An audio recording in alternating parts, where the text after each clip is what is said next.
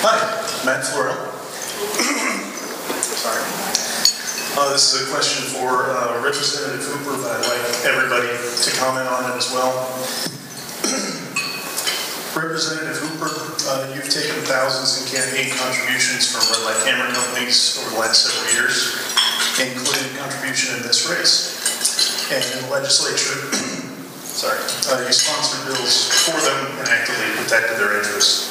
If elected to the county commission, would you push to put red light cameras on county roads?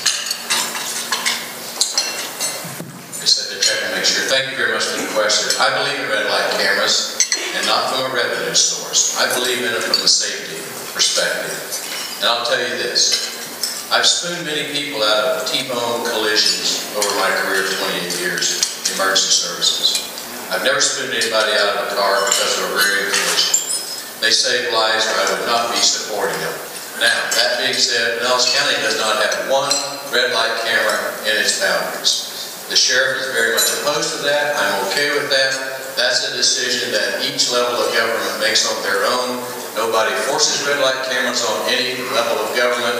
When that government makes that decision voluntarily and proceeds with that, I think that's a decision that ought to be left to that local level of government. And if Pinellas County by majority chooses no, I'm very fine with that.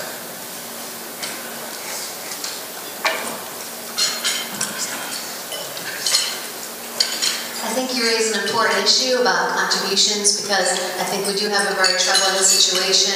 As I said in my statement, when we see big special interest donors and corporate donors funneling millions and millions of dollars into the campaign coffers of the leadership and legislators in Tallahassee, and we get policies that follow suit. It is a pay-to-play culture that is vile and corrupt. As it relates to the issue I was closing on before the bell came on the Duke Energy issue, I've called on my opponent to return his contributions from Duke and other utility companies. I don't think it's right for any legislator of any party to accept campaign contributions from a regulated industry such as that. And I think if you look at my contributions and my opponent's, he's got hundreds of thousands of dollars from special interests. We've got hundreds and hundreds of grassroots donations from folks all around Tampa Bay, and that's where my interests will lie, fighting for middle-class families here in Tampa Bay.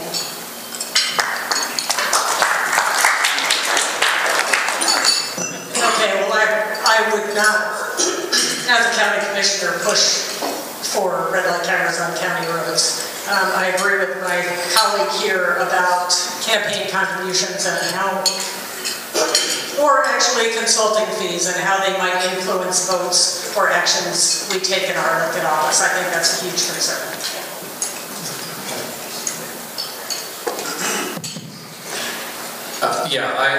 I'm in the city of Dunedin. We've taken the position not to do red light cameras, and it was certainly our choice. The residents certainly supported that, and I definitely am all about home rule and allowing folks to do what they want in their communities. And I would not be pushing that at the county level either. Certainly, I'm open to looking at the statistics as they come forward and start changing on that front. But at this point, I would not be pushing that.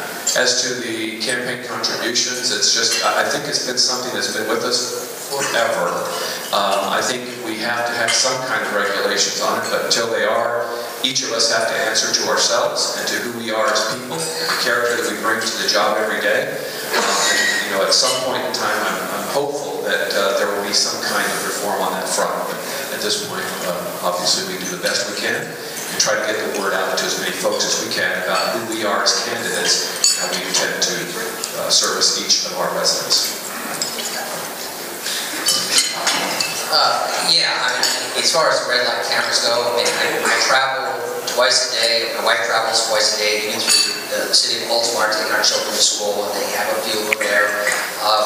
But I think that it's on a looking basis, deciding what area of intersections you're talking about. Obviously, as Mr. Hooper said, you have to talk about the police force. So it is on a kind of need basis. I would never rule it out if it was need to, because at the end of the day, you still want to save lives. And as our county begins to populate in other areas, it's something we have to look at.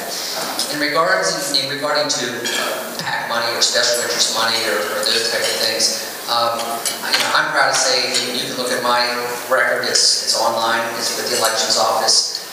People want to make a contribution to my campaign, that's great. If not, I've self-funded, and that's because not so much that I have all this money, but I know about the issues of people and not to the parties and special interests. So I've never accepted PAC money, and I won't. Thank you.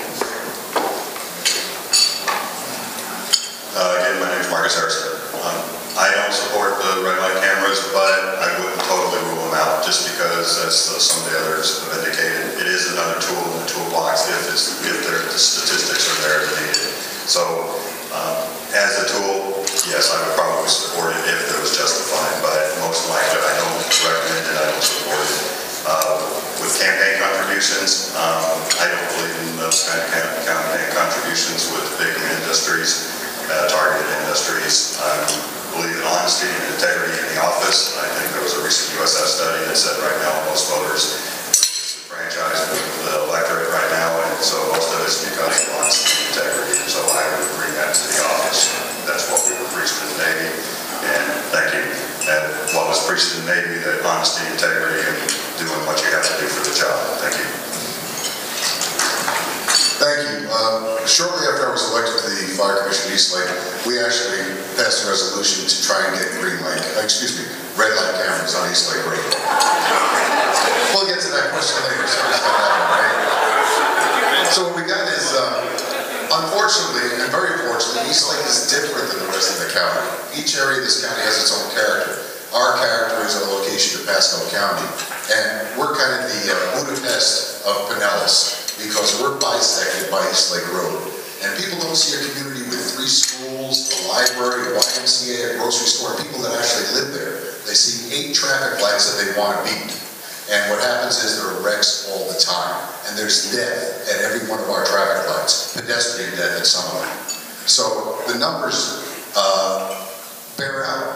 And red light cameras do modify behavior, and I won't be able to finish everything, but to the point that Oldsmar has had a successful experiment to where they actually have to move the cameras because they're no longer generating revenue. And that's all the time I have. Gene? I'm Gene Stern, and I'd like each candidate to answer this without any elaboration. But please give us your name so we can remember who you are. Please give us your name so we know, remember who you are.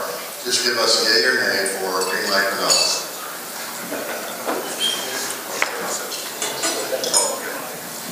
Mark Weinkrantz, yes. Marcus Harrison, no. Carl Folkman, no. Dave Eggers, yes. Judith Ann McLaughlin, yes. Ed Hooper, no. Gerard, yes.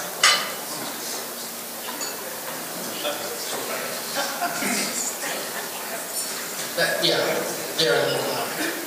Hold on, Marilyn. With Florida having 13 of the only 20.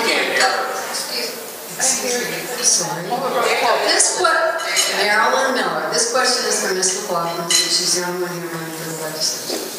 With Florida having 13 of the only 21 dog tracks left in the United States, the legislature has failed to give the Division of Pari-Mutuel Wagering the powers they need to protect the animals and the integrity of the sport. If elected, will you stand up to the powerful gambling lobby and give a green light to banning dog racing in Florida? Thank you for your question. I think the legislature kind of put off dealing with the issue of gambling this session.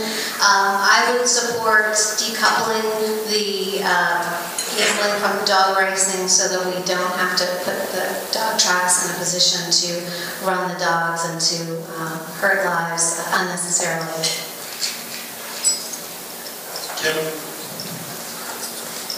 Jim Gillespie. In 2012, Pinellas County issued a public health report that identified at least 5 zip code areas that were stricken with poverty, poor child education, poor health, lack of transportation, and other social statistics. I'd like any of you or all of you to name at least 3 of those zip codes and/or, if you can't name the zip code, Identify 3 of the areas geographically.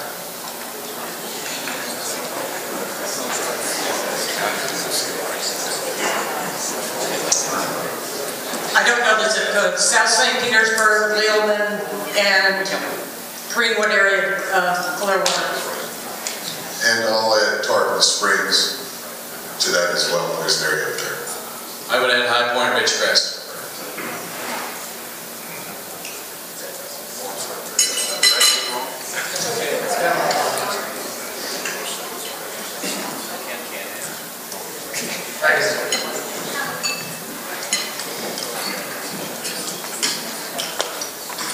Good afternoon, everybody. Nice to meet you. My name is Daryl Hamill, and this question is for the candidates for County Commission.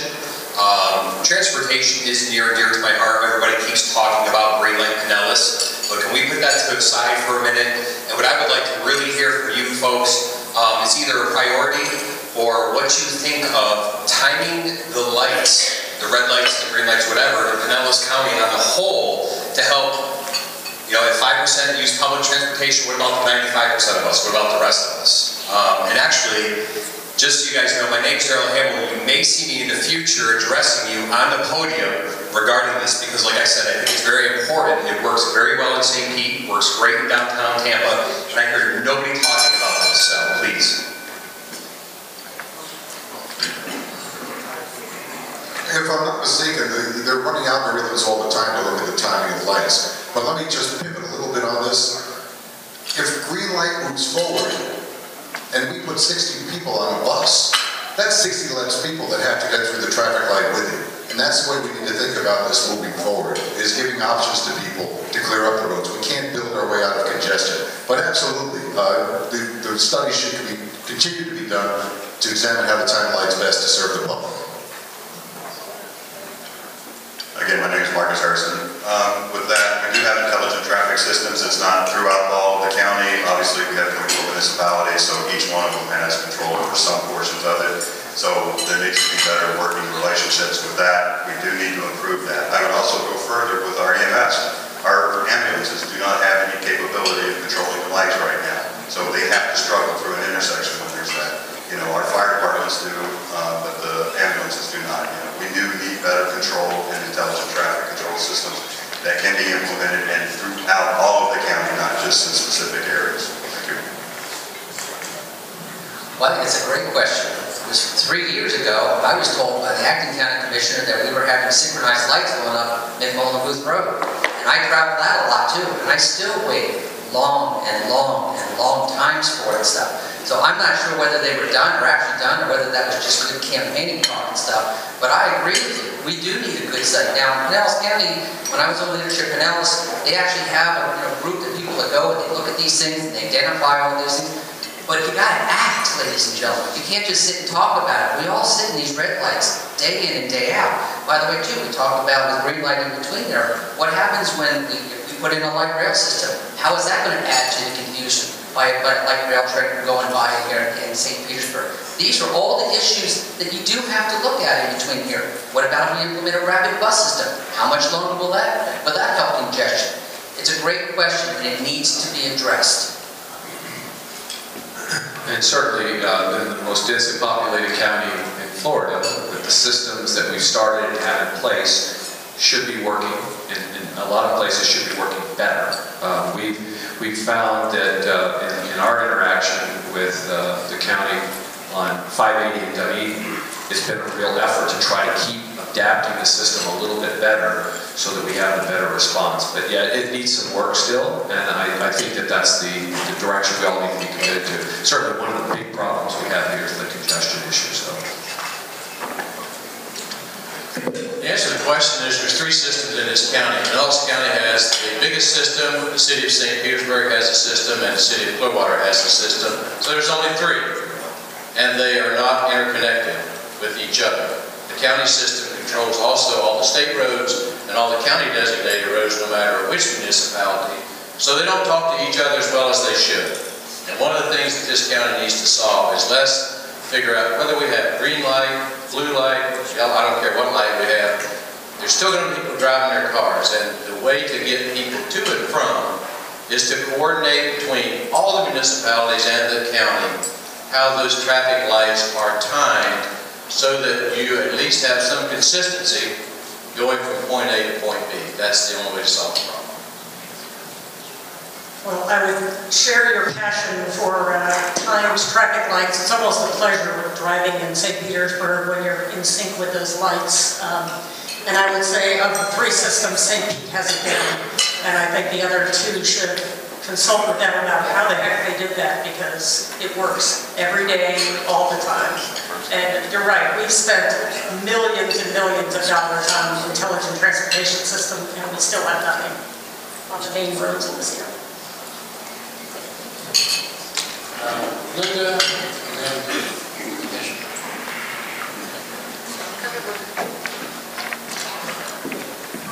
Yeah, question. For those of you who oppose green light, how would you propose that single moms with kids, extra work, and extra child care without a car?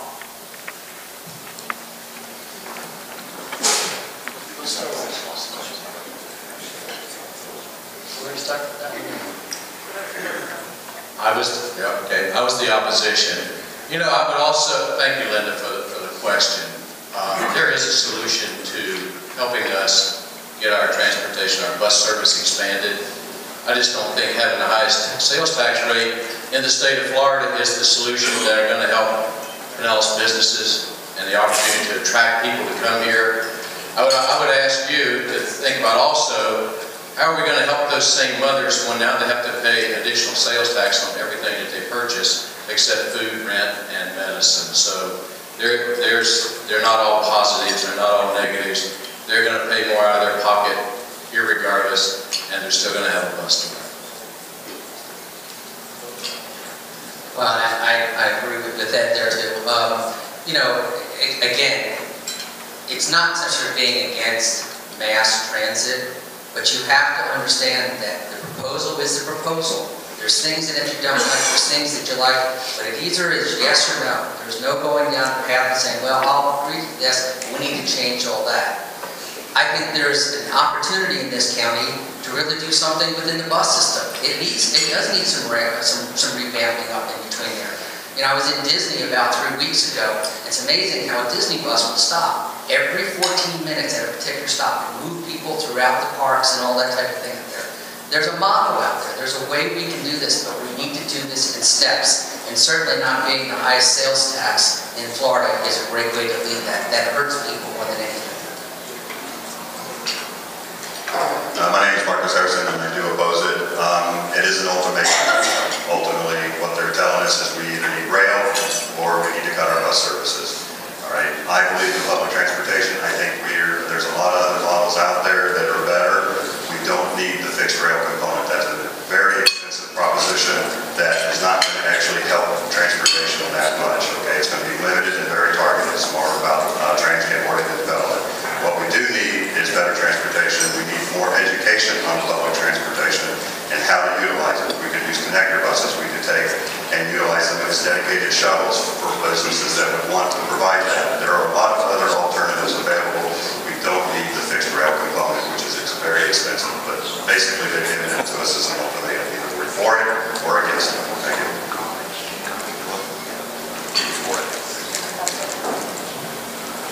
Okay. Commissioner?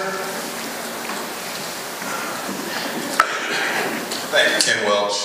I didn't claim this with Linda, but we are timing the lights.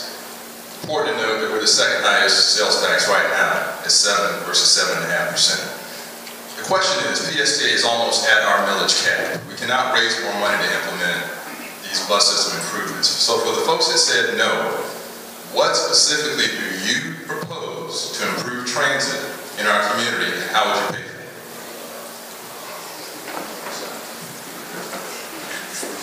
Again, my name is Marcus Harrison. Well, first of all, I wouldn't put it as an ultimatum with the rail component. I think we should have proposed an increase, if anything, sales tax or quarter sales tax on whatever they are actually needed, and what the plan would be to add additional bus services and provide the needed services we need. Right now, I don't think it's effective.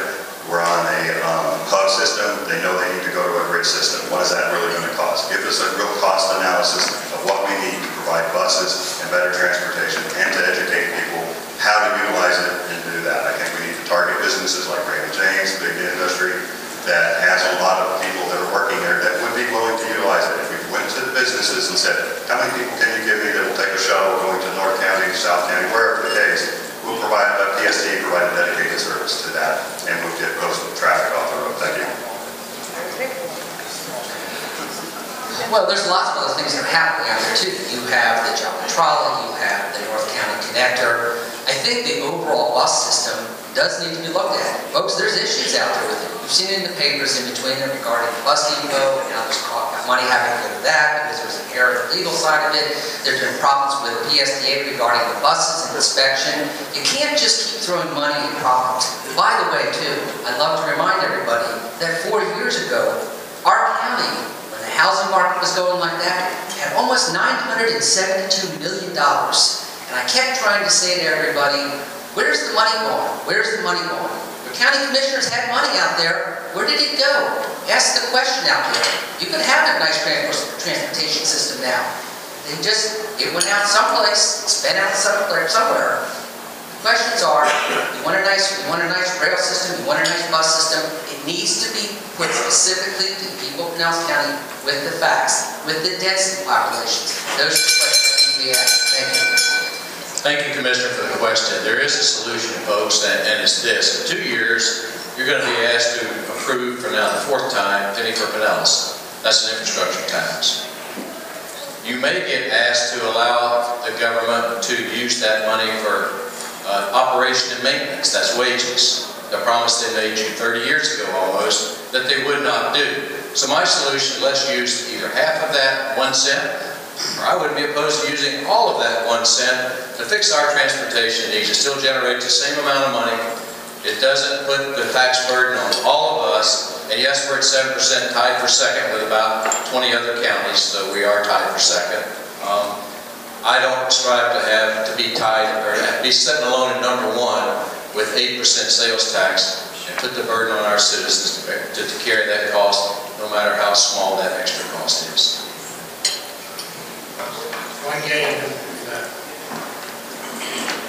Councilman Newton, City of St. Pete, and a PSC board member. For the ones of you that voted not to support Green Light Pinellas, I want you to explain to me, and you spoke about businesses and economic development and all that. Explain to me, what are you going to do, one county commission, about that wasteland that lays beneath that bridge on US 19? All those businesses have been shuttled because you raise the traffic they dependent on above them because we're built out. Explain to me how you're going to fix that. What's the ones who voted against, won't support Green Light? Let's show us. That's a good question. Obviously, putting in US 19 did hurt a lot of businesses, but I think there is a way to target those areas. People have driving habits, changes, and they're used to changes or they're used to habits. They're not like changes, but the businesses that are in there, people go to like Best Buy, going to Tiger Drive, whatever the case may be, they know where they are. When they want to go to it, they're going to go to it. Is it a little bit less convenient? Yes. But we can bring in businesses, those can be areas. We have cottage industries, we have like 3D printing.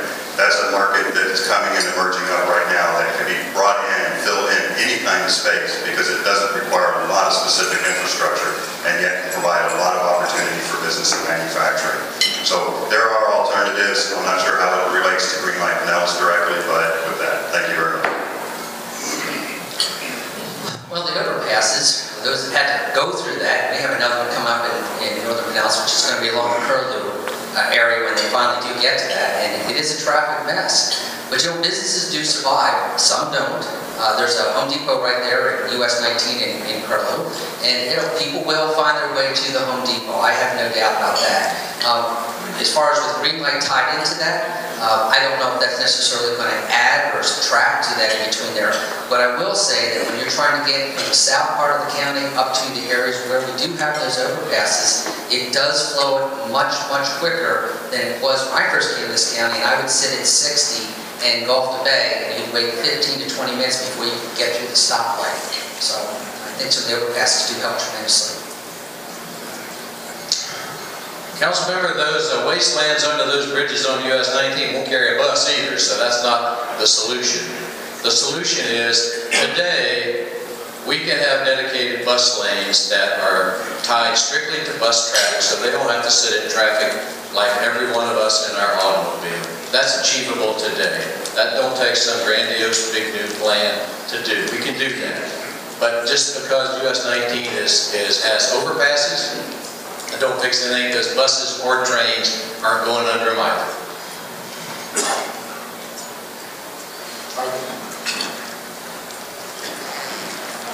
Harvey Landers. This is directed to Mr. Harrison and Mr. Folkman and any other candidate who feels that spending is out of control or needs to be controlled and taxes need to be lowered. Specifically, how much money do you think you can lower in taxes, and where would you make those cuts specifically? Again, Marcus Harrison. I believe in tax cuts where we can. What people don't realize is that as our property taxes or property values go up, if we continue to allow that and utilizing that revenue, that is a tax increase. So if we stop, basically keep our spending where it's at, then we're at least holding the line or reducing taxes in that regard. With the taxes, what I believe in is fiscal responsibility and making sure we get what we pay for.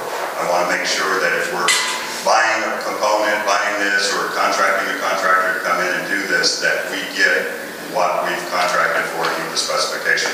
Too many times I go out and do jobs and look at the specifications and they're not being met, and we don't do anything about that. Thank you. Well, again, as I mentioned about the money before, that's gone, so that's gone. I can tell you where we should make cuts, and that is our Veterans Administration, right off the start. But I looked at the county budget a few years back, and I kind of line itemed everything in between that you would cut. And I'm amazed that when you go to people and you say, do you see this? Do you see what you pay for here? Do you see where the county pays all this money to have magazines in the county offices and newspapers and all these things out there? And when you're having a $2.4 billion budget, it seems like pennies. Even on my own street, I had county people that came out and they dug the water ditches. And while they sat there and dug the water ditches, another group of people came out and they put the sod out. Two different sides, by the way. And somebody else came out and they were trimming all the trees here. There's a lot of consolidation that can be done in the budget if you take the time to go through and look at it. But you don't hurt people by doing it, especially the veterans.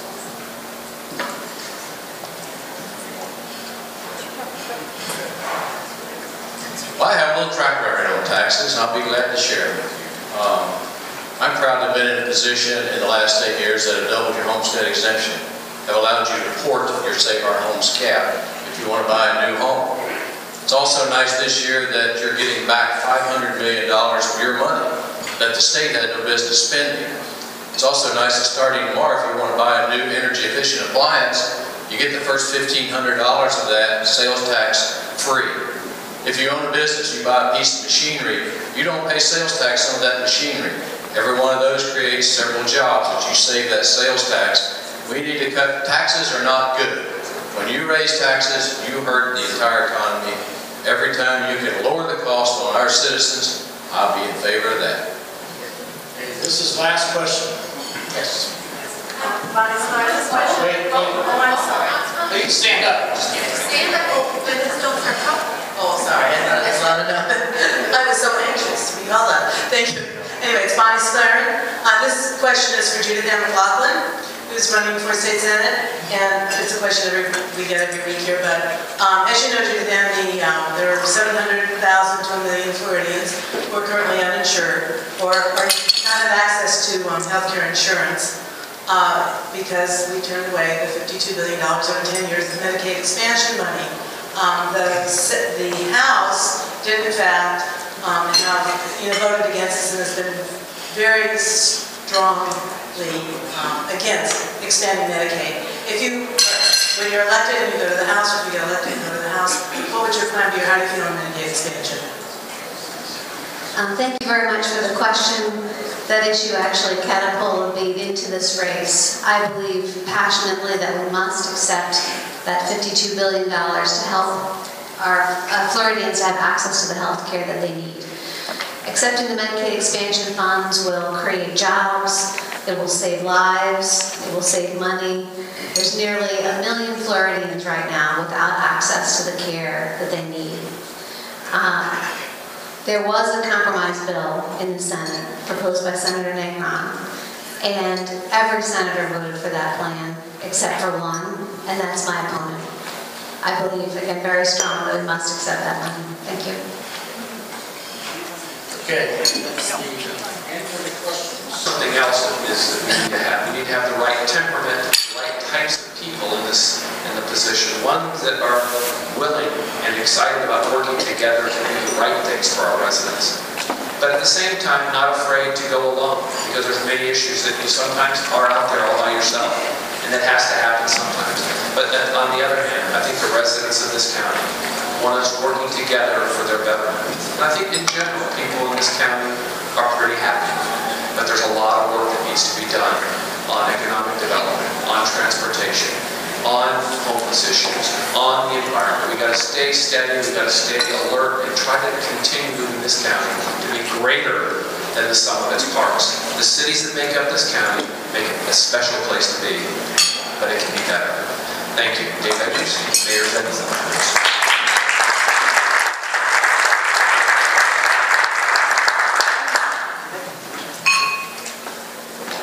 We have a lot of interesting things coming up here that's going to face Pinellas County. My wife is a native of St. Petersburg. There we go. My wife is a native of St. Petersburg. She was born and raised out there in Terra Verde, so we have a lot of grassroots here in Pinellas County. And somebody said to me earlier, they said, well, what's your investment in here? And I said, you know what? Every time I get up in the morning and I look at 2 boys, 9 and 10, and I see the future of Pinellas County and create a better county for them, a better environment for them to live and grow, and hopefully someday their children will continue to live and grow here in Pinellas County. Jobs are a big issue here. That is the lifeblood of Pinellas County here. We have to be able to attract those companies, not by increasing sales tax out here. We need to be able to educate people out there. Homelessness is an issue out there. We need to be able to offer to those people not just a safe place to come and have to sleep and to eat, but a way to get out of poverty and help. 1 out of 4 people homeless are veterans, by the way, which is sad enough by itself. We do need to help these people out there. There is a lot of issues going on, but at the end of the day, it is about working together. That's why I decided to become an NPA, because it's not about the parties, ladies and gentlemen. It's about you, the people, and it's about the issues. And if there's any question about that, you can go back and even look at our local meetings that the NPA party is the biggest growing party right now in the state of Florida. Why is that? Because people are tired of the fighting going back between the Republican and Democratic parties. You see it on the federal level, you see it on our state level, and sometimes, quite frankly, you see it right here in Pinellas County. Let's leave all that behind, and let's fix Pinellas County, and let's make it a better place for all of us, our children, our family, everybody that's here. Thank you.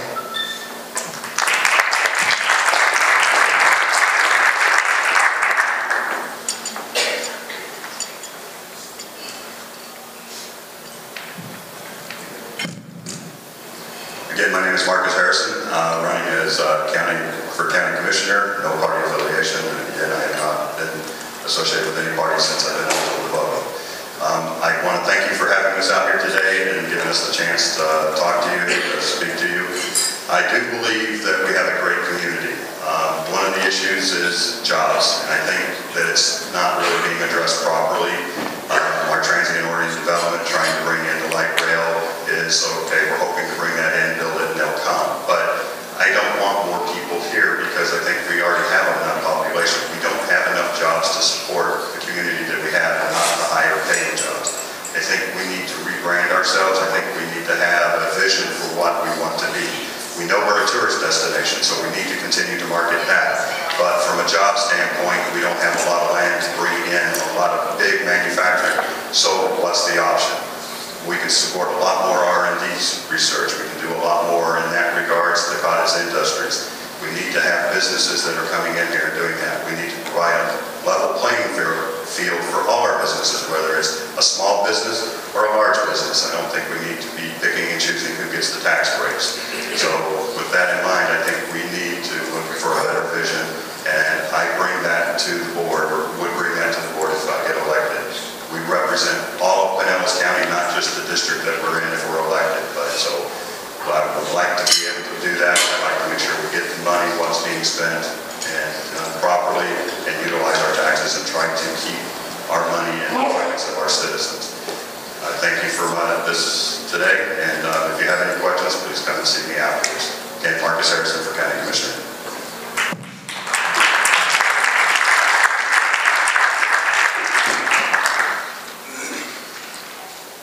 Thank you, Tiger Bay, for allowing us to come in today.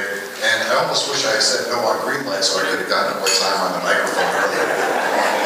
You know, there's been just one critique about my candidacy. It's not my expertise, it's not my drive, it's not my knowledge or my ability to get things done. I have a great history of getting things done. I'm not the most experienced. And honestly, I am not the most experienced politician in my race. But my experience is a little different. We all bring something different to the game. My experience goes back to zipping up my flight suit and tying my boots and getting ready to go to work, knowing two of my buddies died the day before, doing the exact same job that I was about to go back to when I climbed in the cockpit. My experience goes to mentoring across the county and sitting across a picnic table from a 10-year-old kid that came out of 5 days of being Baker active because his mother, an exotic dancer, decided it was easier to lock him up than get any care for him in the evening.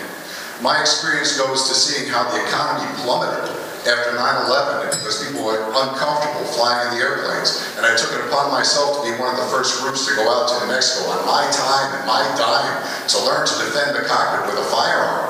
And in the process, given the responsibility and the license to use lethal force. These are all very heady things. And we bring it back down, I still remember, and it's my experience, looking under the cushions in my couch when I was in college because I had no money, trying to get together 10 pennies so I could buy 4-day-old bread at the return store for where the baked goods came back. None of this stuff will ever leave my mind. It is part of my experiences. You have your own experiences. I am a person that gets things done. I am focused on doing the best I can for the county, energizing the people to be enfranchised. I proved it up in my record up in Eastlake and in all the nonprofits I've worked for across this county. My name is Mark Weinkrantz, and I would appreciate your support and your vote between now and November 4th. Thank you.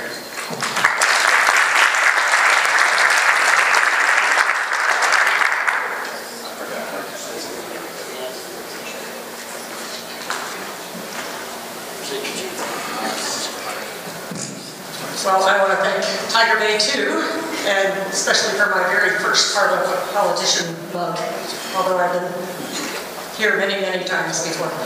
I just want to say, you know, in human services, we look at the person in front of us and say, how can I help this person long term? What's the best thing I can do for this person? And I think in government, we do the same thing. We look around our community and say, what's the best thing I can do for my community long term? Not for my friend, not for my party, not for the person that gave me the biggest donation, but because we don't need that kind of politics on our county commission. I did want to, I want to counter something that my opponent said about using local option sales tax for transportation. For one thing, you can't do that now. And I'm not one of those that's in favor of using lost funds for operating expenses. The only thing you can use it for now is capital expenses. Some of those capital expenses are police cars and fire engines and stormwater projects, which those of you who got 4 inches of rain in 6 hours yesterday will appreciate. So I'm not in favor of using the lost funds for that. Some of the things that I'd like to do when I get on the county commission is work on being more business friendly with our small businesses like I did in Largo. Certainly I agree that we need to restore the veteran service offices to where it was. It was almost criminal that they cut those funds like they did, and and I told them that myself. Also, I don't know if you realize it, but the parks also took a 50% cut during the recession, and that is a jewel in our county. We need to take care of them. We need to make sure that they're properly maintained. Catcherard.com, I'd love to have your room. Thanks.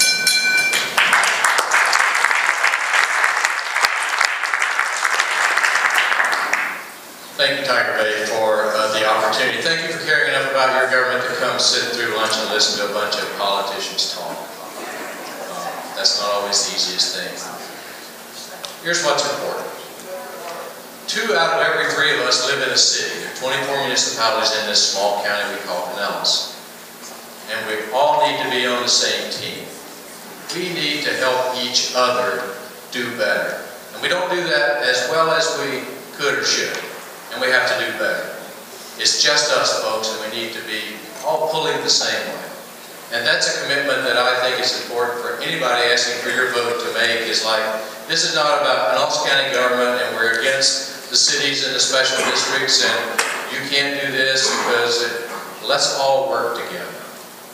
And the more we do that, the better place this will be to live, play, work, and raise your family.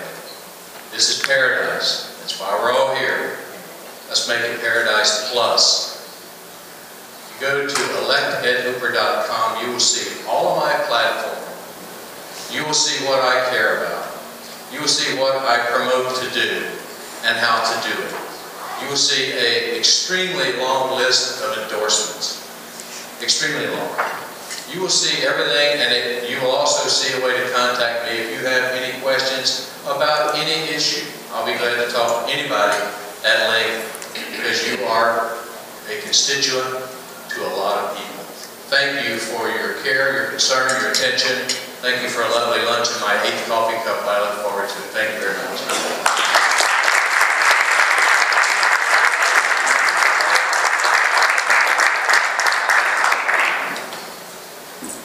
Thank you so much again, Tiger Bay, for including me in this forum today. I'm Judith Ann McLaughlin, running for State Senate District 22, because I think we need to bring change to Tallahassee. I think we need to put middle-class families first. Those who I think have been taken to the woodshed, quite frankly, are kids who want to go to quality public schools. Those who have been taken to the woodshed are those without access to health insurance because our legislature refused to take the Medicaid expansion funding.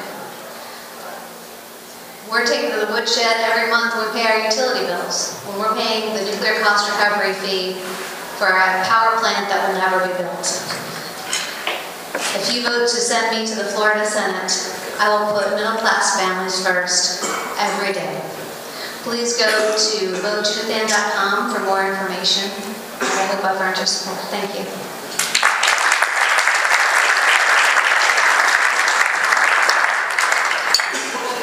Thank you, candidates, and that was fast. As a token of our appreciation, I'd like to present you with those Tiger Cards. Take your 8th, and if we run out, we'll go to get some more. That brings us to the end of our live webcast from the Suncoast Tiger Bay Club, meeting today at the St. Pete Yacht Club in downtown St. Petersburg, Florida.